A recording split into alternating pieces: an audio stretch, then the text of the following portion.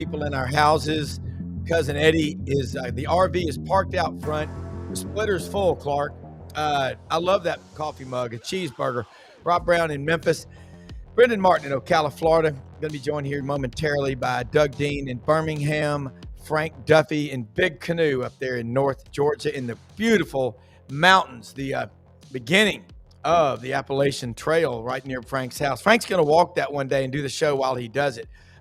Nothing, though, will ever The be. whole thing? It Yeah. takes like 9 months if you just do it straight. You have to have a satellite phone, or maybe by then Elon Musk will have Starlink on our iPhones. But got a lot to talk about today. But before we do it, take a picture with your QR, with your phone of the QR codes. We're live on Twitter, Facebook, and YouTube.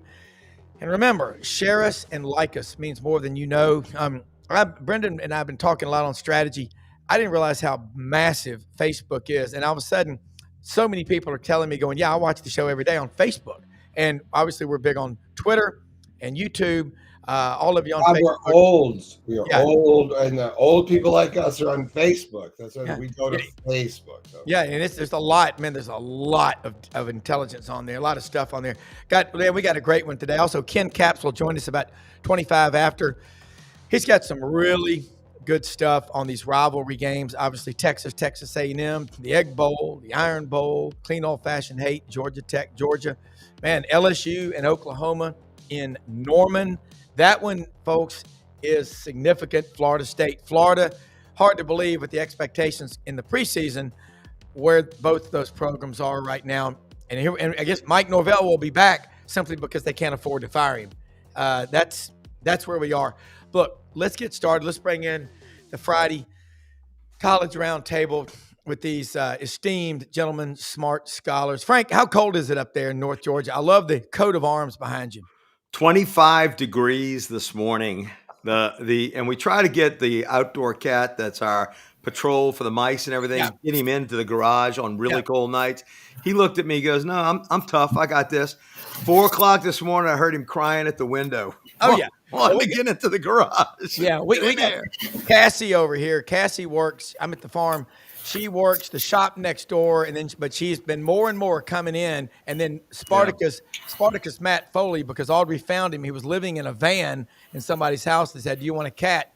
Hadn't seen a mouse in 6 months until last night. It's so cold, one broke, but we're going to take care of that. Cassie and Matt, I think last night already disposed of it. But FSU sucks. It's rivalry weekend.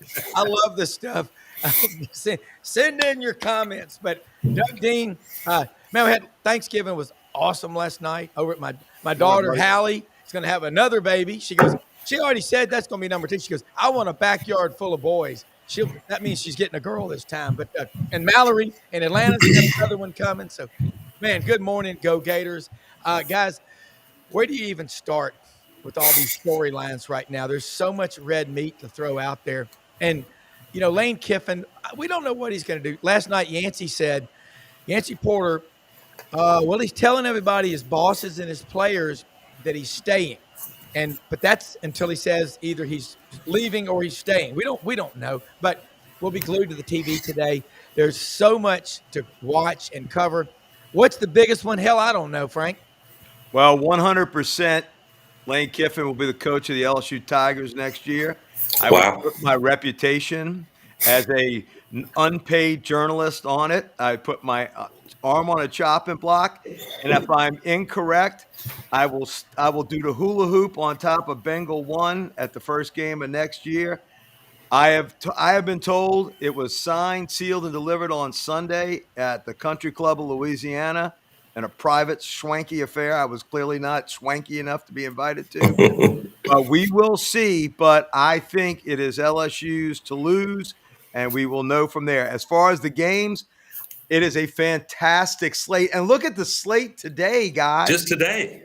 We got the Egg Bowl and the Lane Kiffin press conference to kick us off.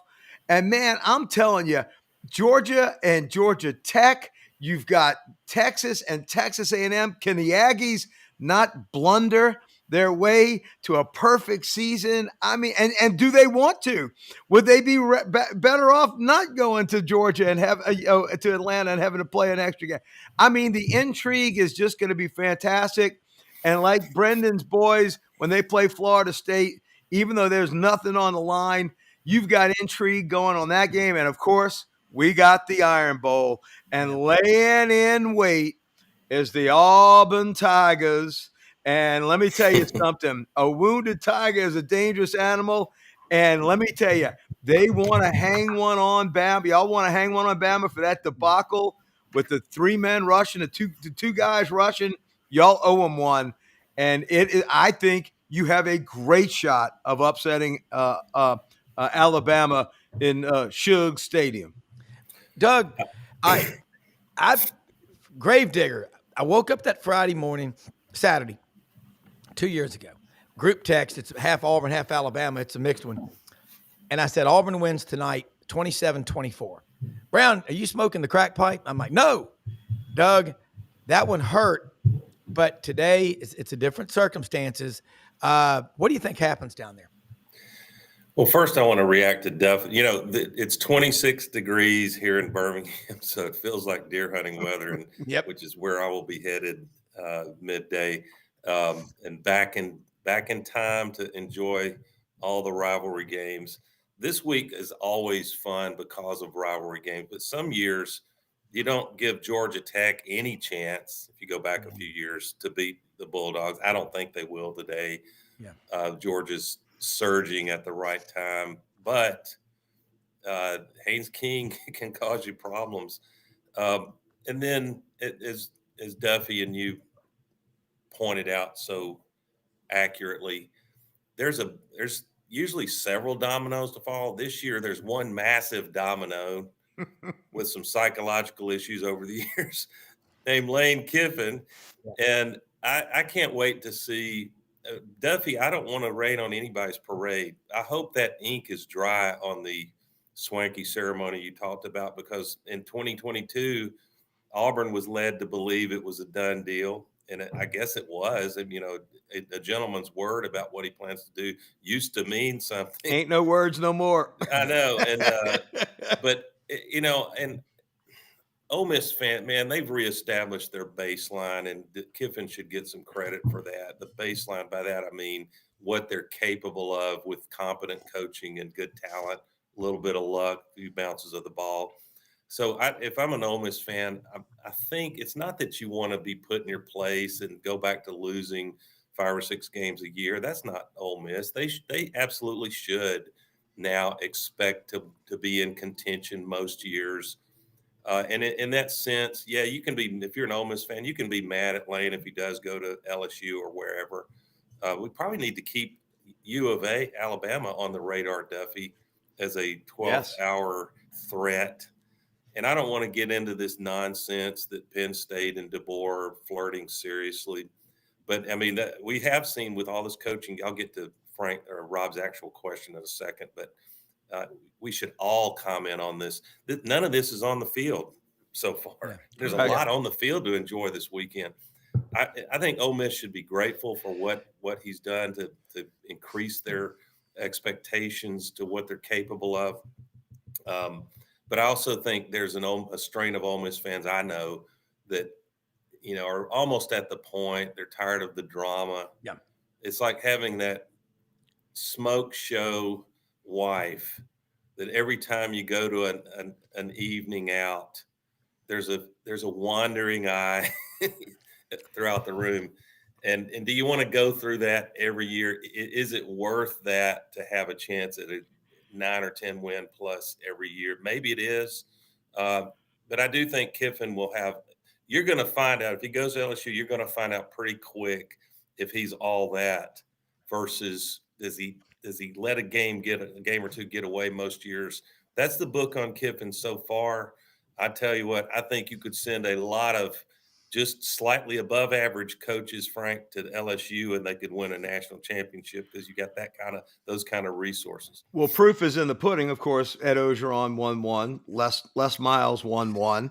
And I think the best way to put this in the Lane sweepstakes and the Bachelor, coaching edition, Brenden Fehoko, the former Tiger defensive lineman who won a national championship on Joe Burrow's team, put it best. He goes, "It's like we're all in a bar trying to go after the girl. And the three different types of girls are LSU happens to be the stunner, the 10, though she's got emotional baggage, she's got issues, but at the end of the day, she's still going to be a 10 and she's going to look great.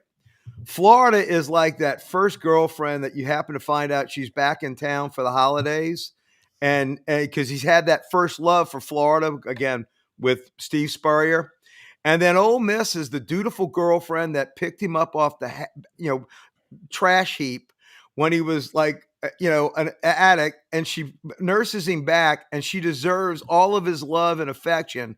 But you know what? Those types of guys, they leave.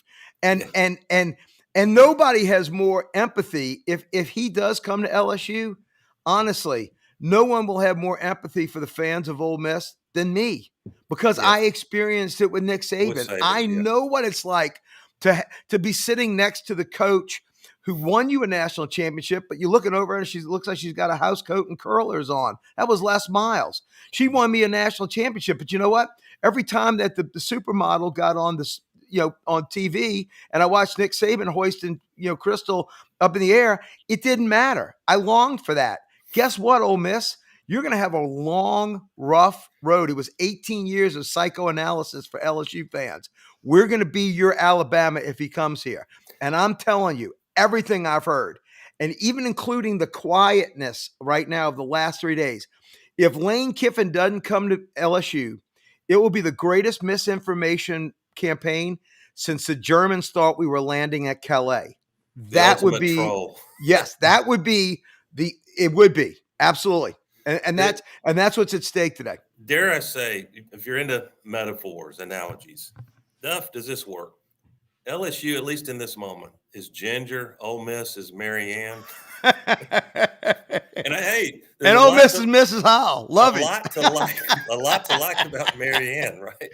Hey, look, I'm a Marianne guy. If you ask me who do I like Marianne. So. Well, you talked about Bodyguard of Lies. I referenced that earlier this week. It was the two books about the deception at the Normandy landing. And that's why Rommel was back in Berlin with his wife for their anniversary eating strudel. Bad move on his part. All right, so let's look around. Brenden sent me some really good stuff this morning. Look at this. Look at this.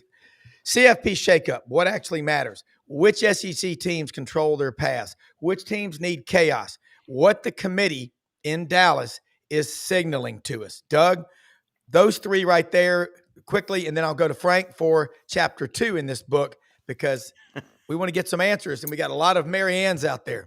I don't want to make everything be so partisan that everything's about the Iron Bowl. There are half a dozen magnificent games this weekend.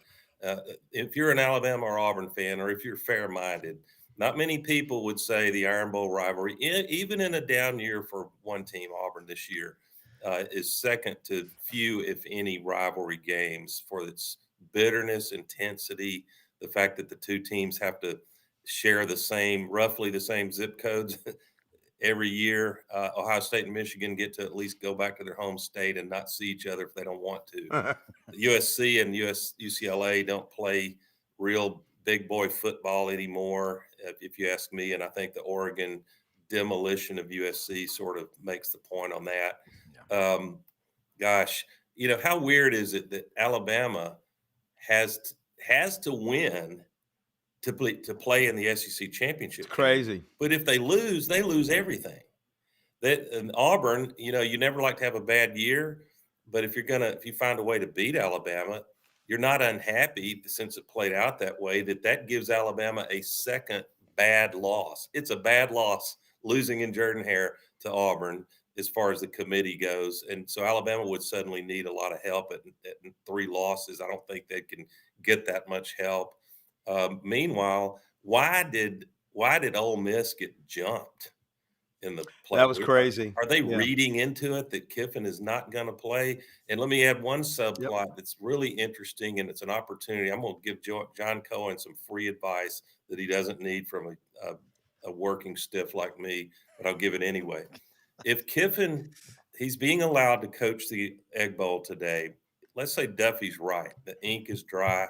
He's going. I don't understand why he's allegedly telling Ole Miss players and staffers that he's staying. Why would you need to do that? Setting yourself up for leaving as a bald-faced liar. And we know what Saban unfairly, let me be clear, went through leaving the Dolphins to come to Alabama. I think it's a different circumstance, but I don't understand. I don't understand Ole Miss. Maybe the committee is reading into it. You're not going to have Kiffin. Here's what Cohen needs to do. If Kiffin does not get to coach this Rebels team in the playoffs, assuming they win today, man, that doesn't feel clean for those players who fought their ass off to get to this point. I understand, Big, but how much is there to do in a few weeks? I guess it comes down to Ole Miss saying we can't have a lane. All of a sudden, it's in Lane's interest for Ole Miss to lose because he's going to be at LSU. But if you do hire Sumrall, which is where the money seems to be right now, it'll probably be announced this Sunday midday-ish. Probably I'm hearing that Durkin probably stays on, which would be a huge win. If Tulane makes the playoff, I would announce, assuming Sumrall wants to do this. Listen, we hired a guy that his players love him. That's a factor in why we hired him.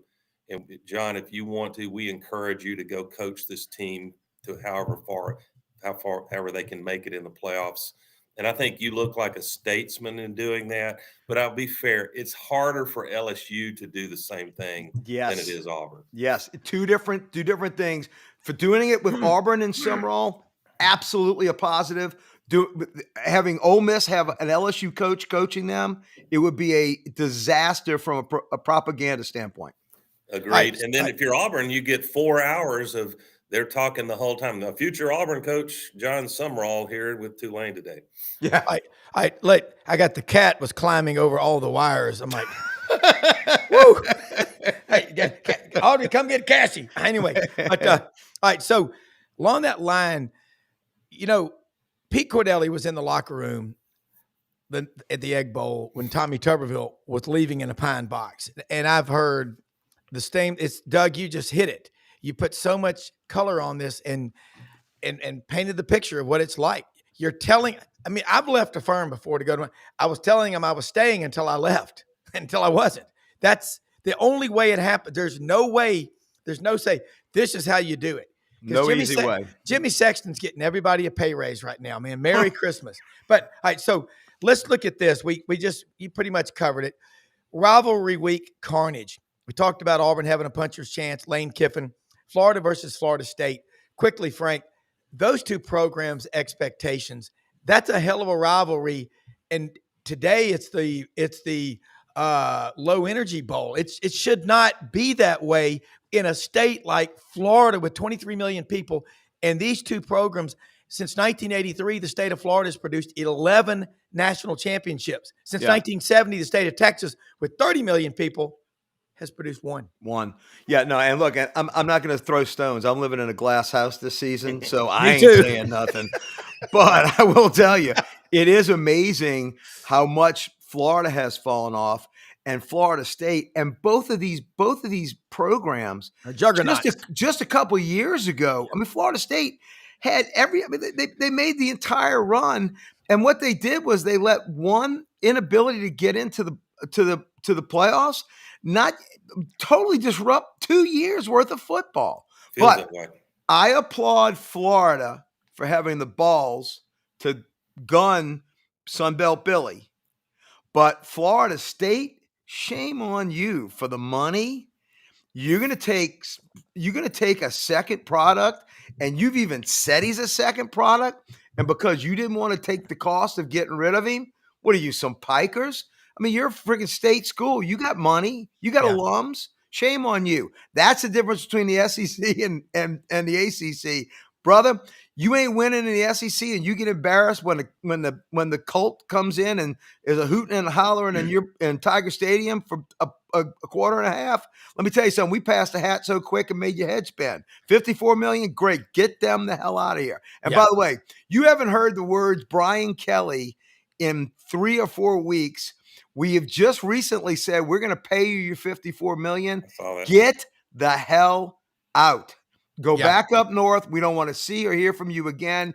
Your lack of passion, your lack of understanding the room was despicable. So if we get Lane Kiffin, I'm telling you what, the Brian Kelly chapter will be like it never happened to be. It'll rank up there with the Curly Holman years that basically everyone is just chosen to have amnesia on.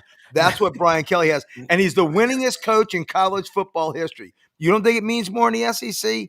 And how it needs to be footnoted, and it's kind of shocking. Actually, it's kind of revealing to Frank's point that there's the curious comparison of James Franklin, who certainly had his detractors both in not winning the big games and in pissing off the wrong money guys at Penn State. But compare Franklin to Brian Kelly, and it's very LSU has an offset clause. Whatever money Kelly makes somewhere reduces the buyout. But it's, there's a lot of openings at quality programs right now. Franklin has landed at Virginia Tech, and they're respectable. They're certainly in that league. They're capable of getting hot, and making a run.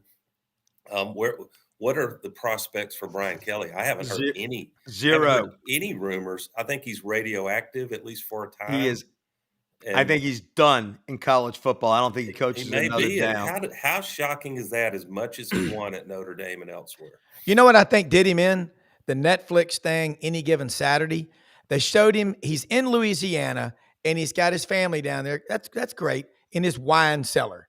Yeah. Like some effete snob in Martha's Vineyard. No, you are in Louisiana. You embrace that culture and you love on those people. Never did. And those people, that is a populist culture down there. You got people that don't have 2 nickels to rub together that find a way to get to Baton Rouge. They listen to I know so many LSU fans. I go to mass with them. Trust me. I don't think it's a coincidence that the purple and gold colors that the priests wear. I don't know.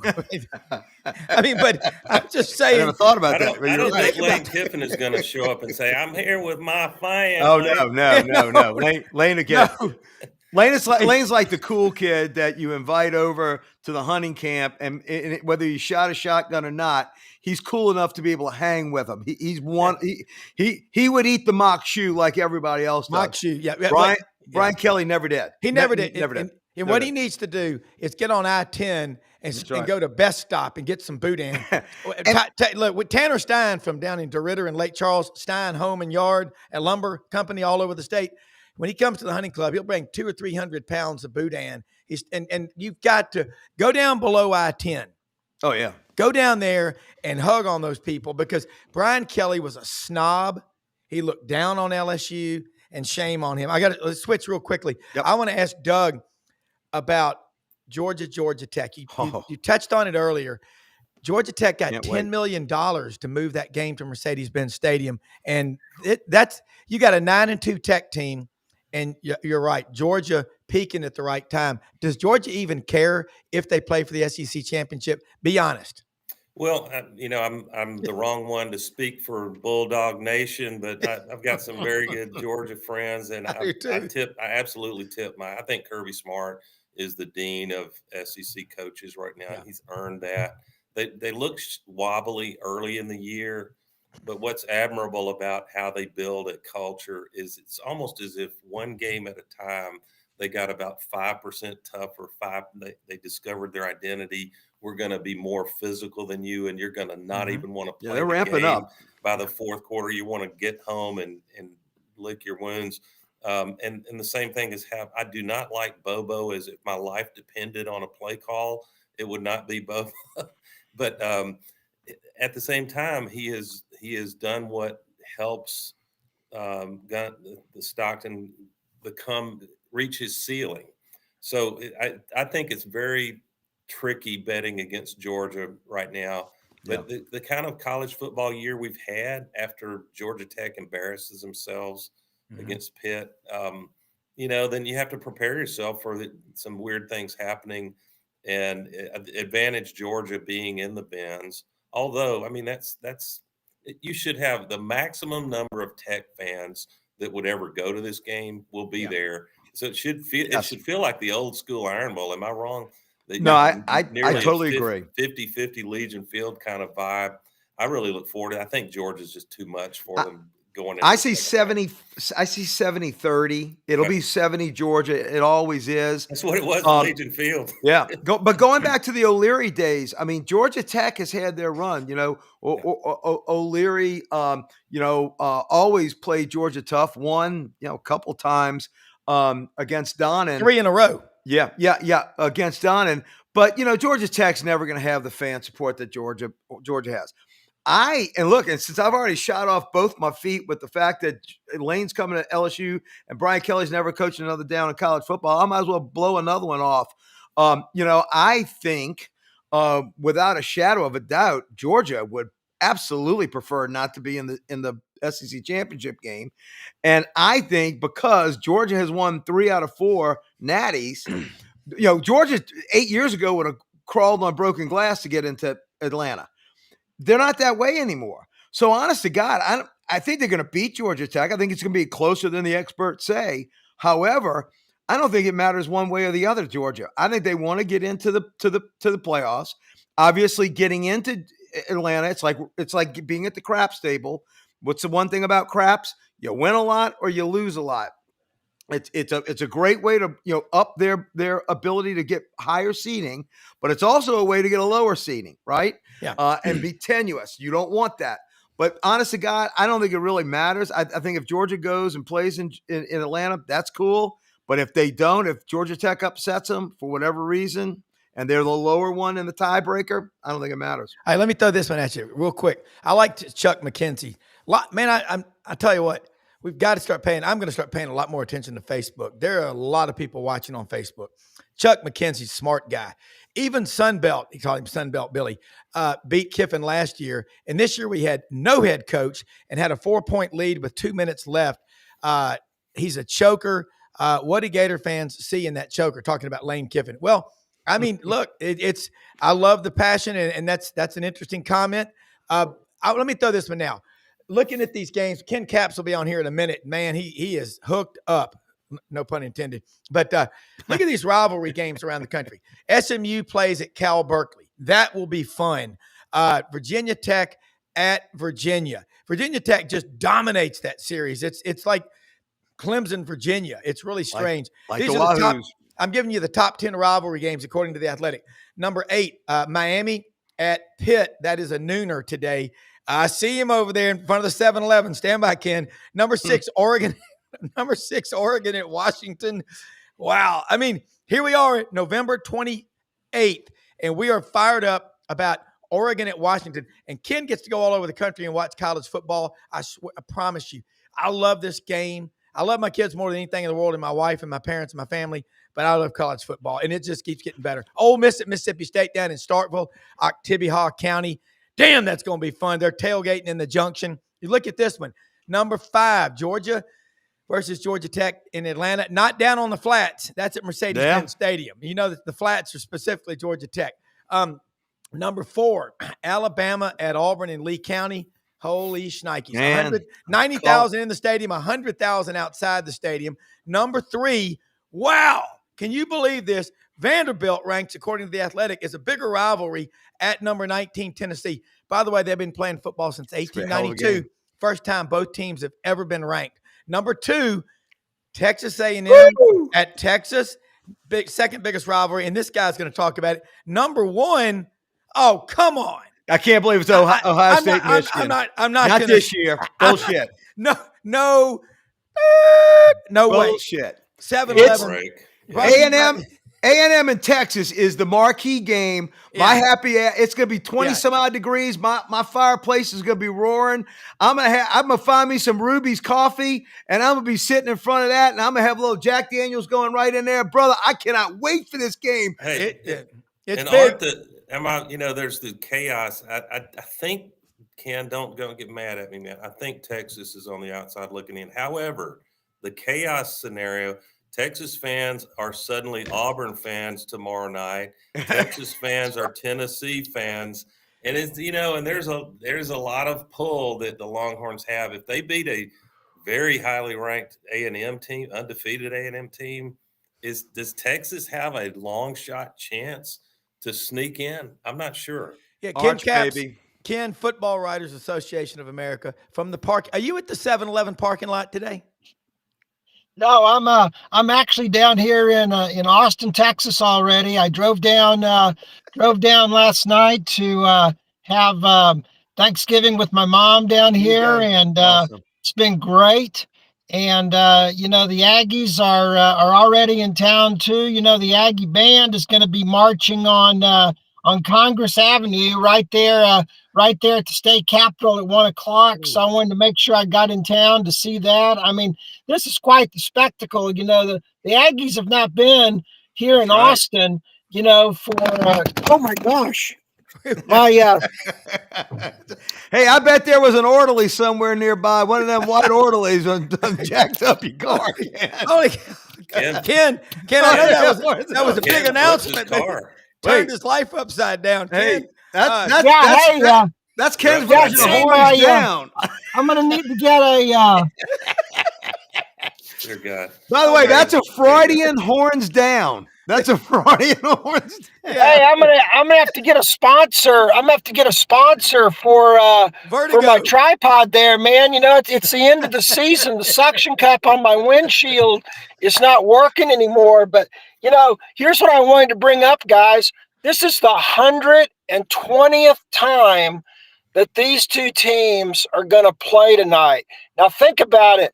Our country is going to celebrate its 250th anniversary next year, and these two teams have played 120 times. That's almost half the time. Yep, yeah. You're right. Well, Ken, and I don't think Texas A&M has ever been more higher and jacked up and ready to get their feet taken out from under them.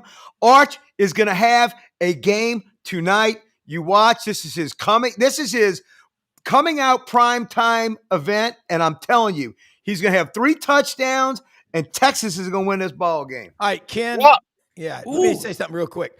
I'd say since 1939, it's the biggest game for Texas A&M. That's the last time they won a national championship. Although, don't want to sound like a hypocrite. I'm an Auburn guy, but they claimed 2 more national championships the summer before they joined the league in 2012.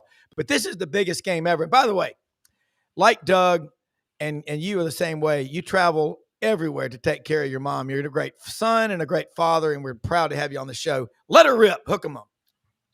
Well, here's the thing.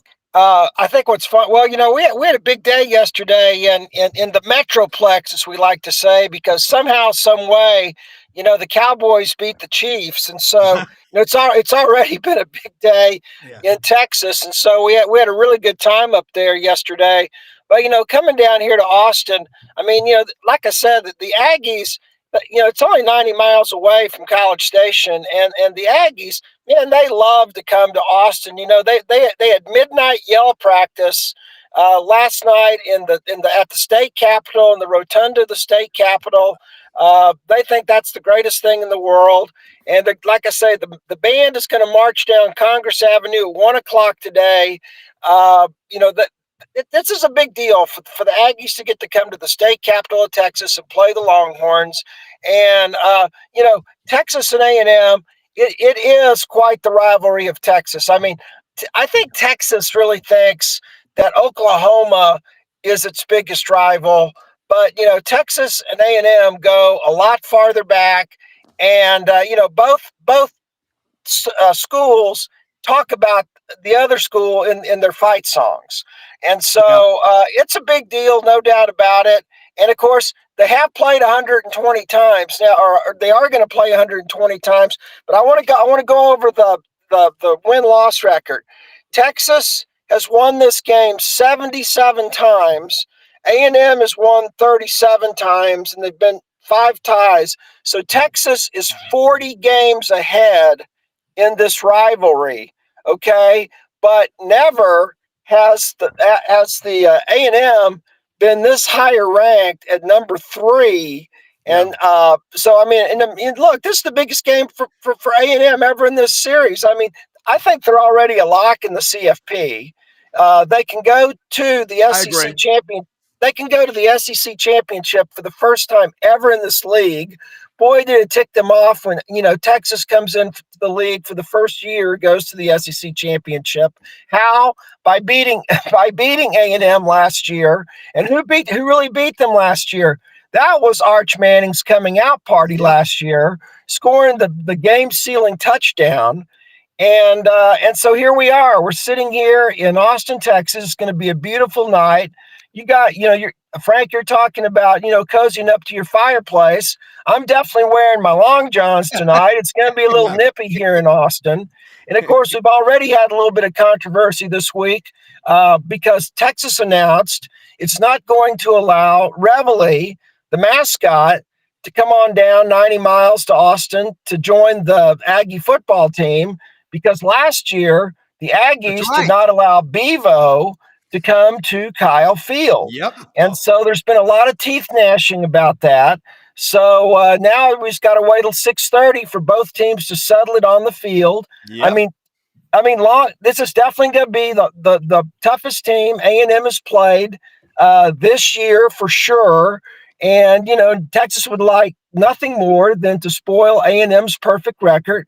And I think you're right that if Texas wins, they do have a glimmer of a chance for being the first team to be, to have 3 losses and get into the CFP. But it's still just a glimmer. Well, if you beat that number 2 team, you absolutely have that shot. And I'm telling you, the thing about the rivalry, and I'm going to turn it over to Doug. What I love about Texas and Texas A&M, Texas might consider Oklahoma the bigger rival, but the biggest irritant to Texas is Texas A&M. It's little brother. And let me tell you, as big as they think they are right now, they think they're as big as that chip they've been carrying for the last 40 years around, hadn't won shit.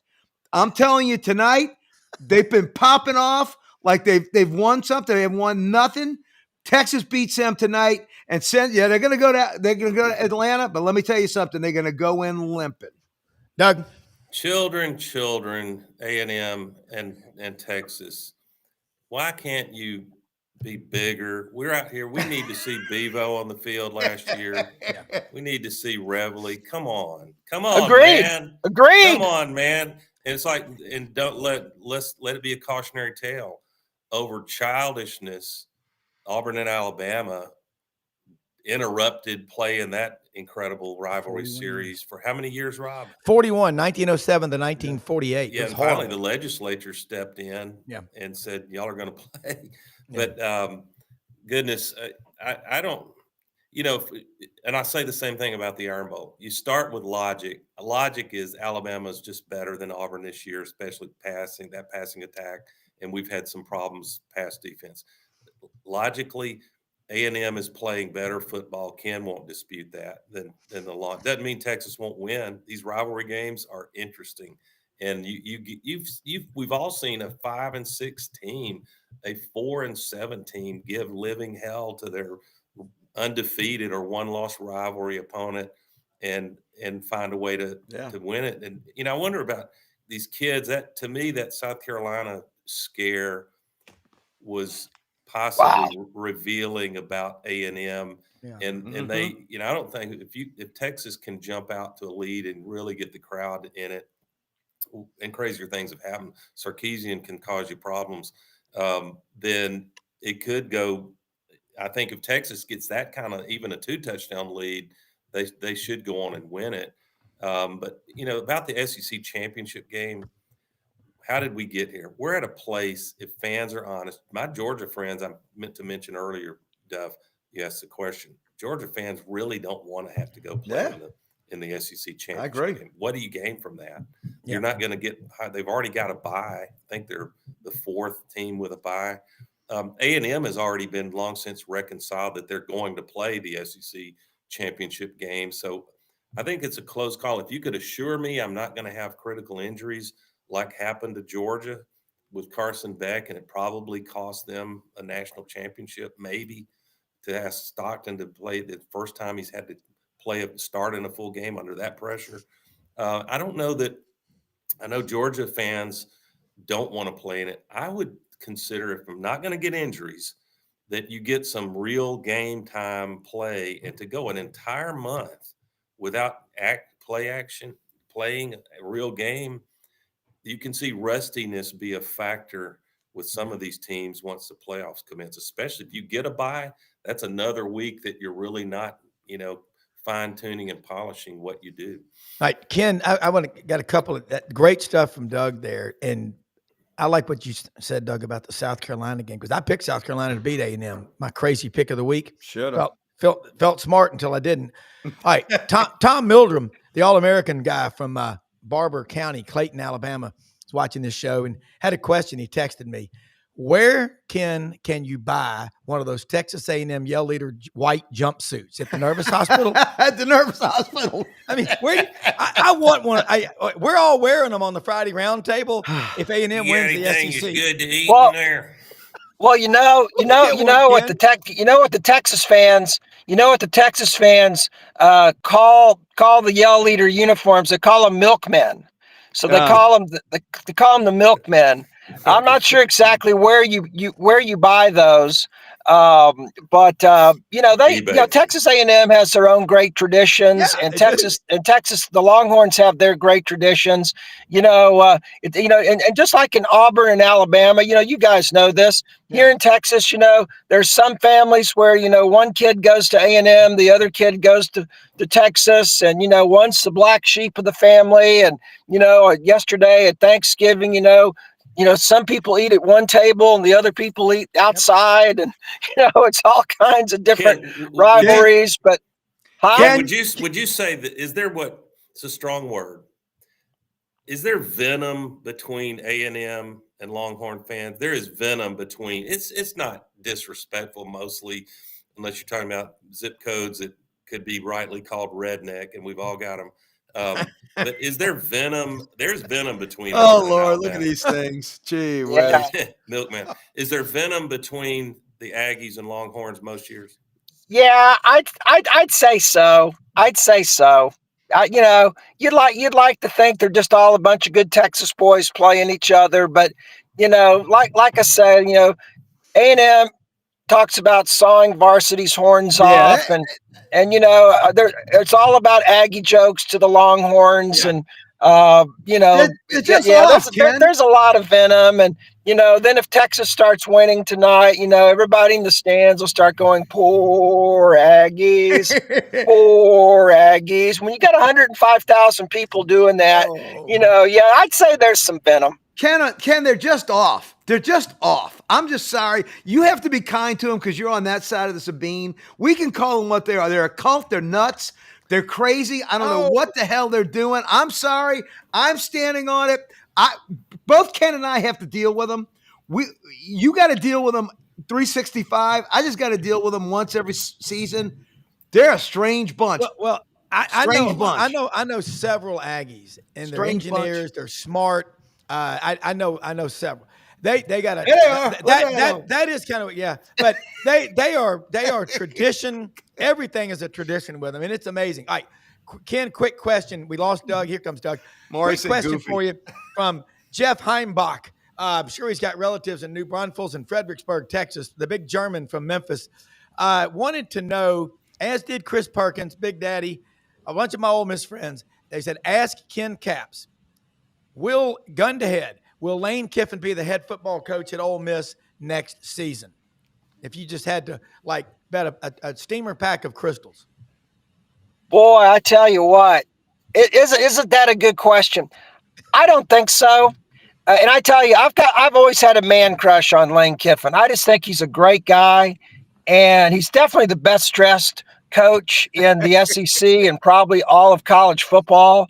And I told him that several years ago when he was still at Florida Atlantic, when he was at Conference USA. I actually told him he looked like the Great Gatsby, and he told me, he thanked me for that. He does. And so I've always liked him. I know he's had kind of some rough spots in his past, but he's cleaned a lot of that up, and he's been a good family man here lately. And but what he's done at Ole Miss is just really amazing. Yeah. And I think he's got bigger places to go. And I don't think Ole Miss has the money to keep him. And so I think he's leaving. That's my impression. And I mean LSU would be a great stop for him, and I'm sure LSU has the money. But man, Frank, where are y'all getting that $54 million from? Y'all don't have all that oil money like we've got over here in Texas. Man, where are y'all digging up $54 million for your other coach? Well, that's a lot of chicken fingers.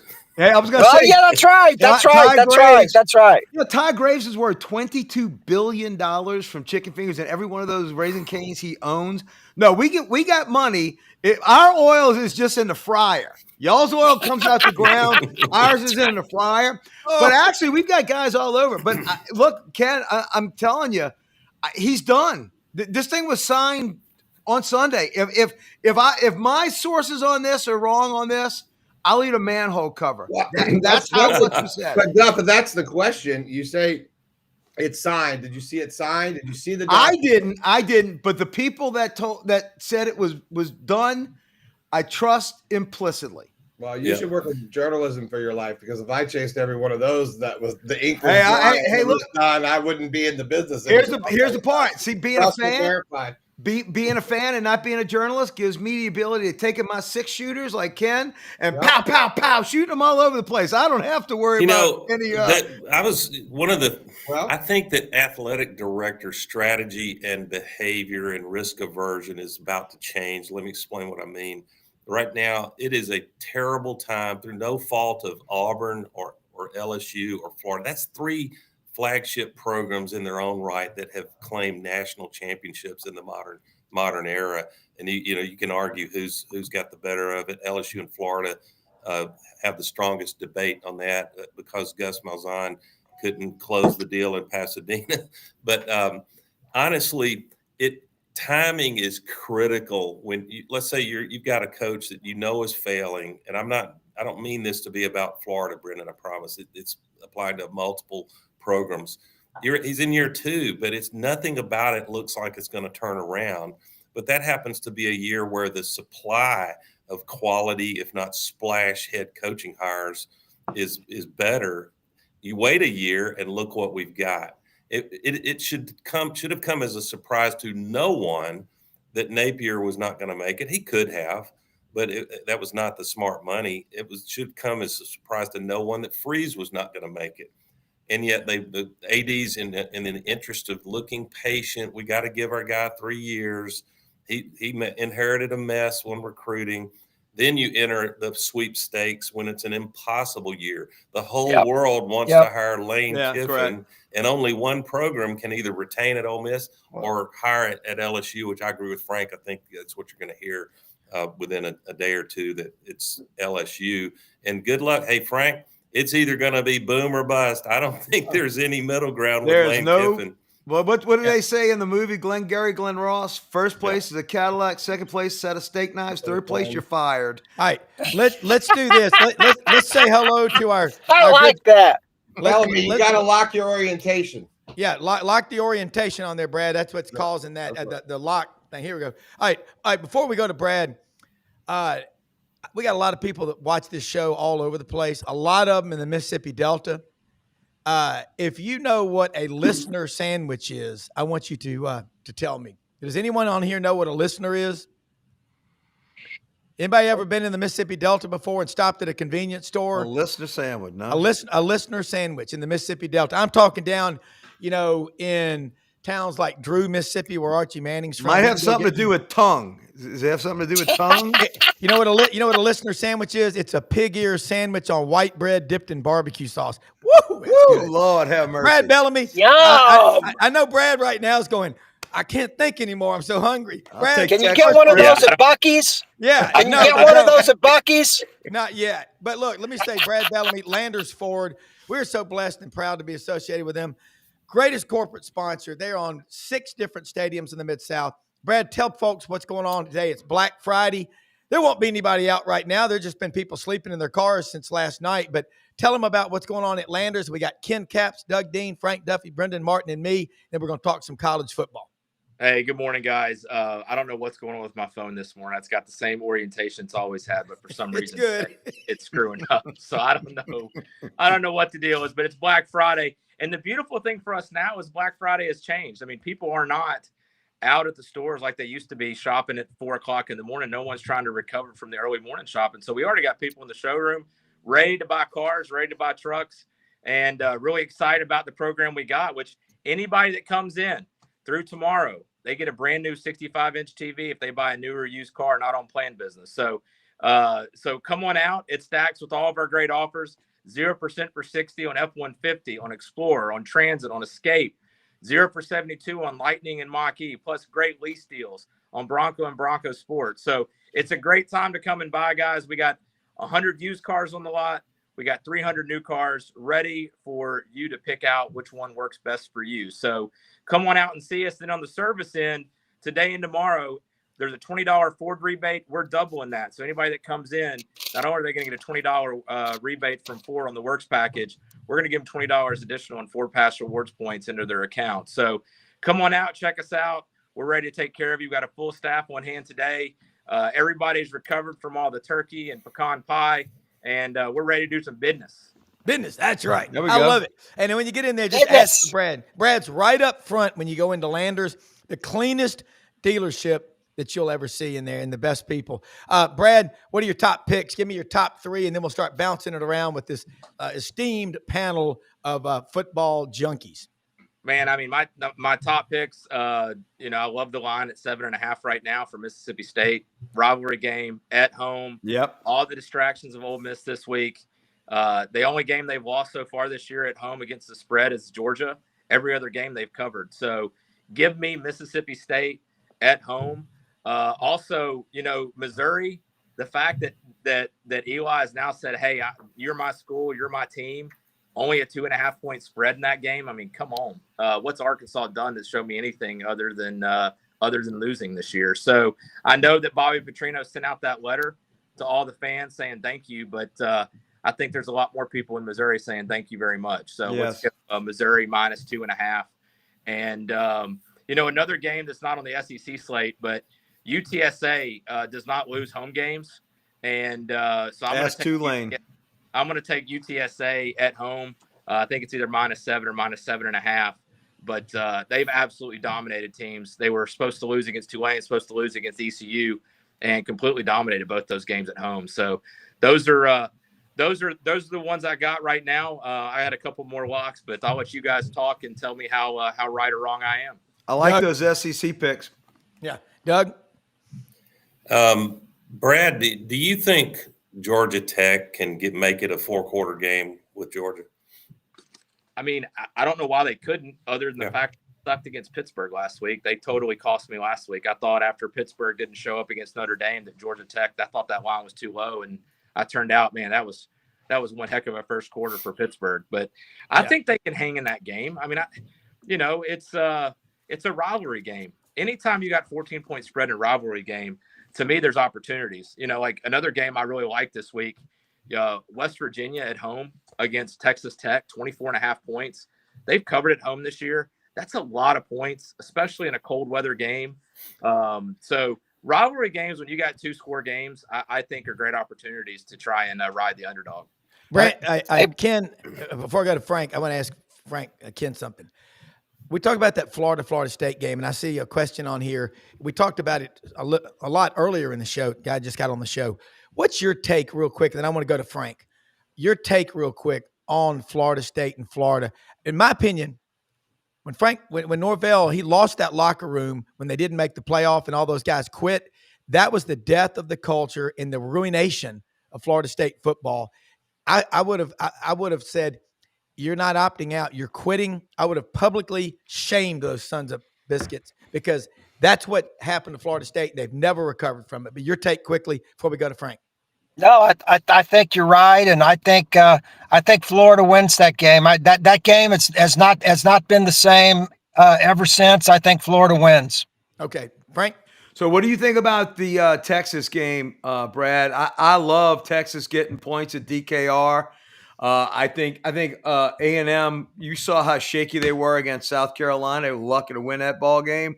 What do you think about them getting points with the Aggies coming in? I mean, Arch looked good. He's looked good the last few weeks. The one thing is every team needs a wake-up call game. You know, every team along the way needs that wake-up call game. I think A&M's a superior team this year. I'm actually going to – I would take A&M and give up the points against Texas today. I think that game is what they needed last week against South Carolina to kind of get punched in the face. The fact they recovered from it says a lot about that team.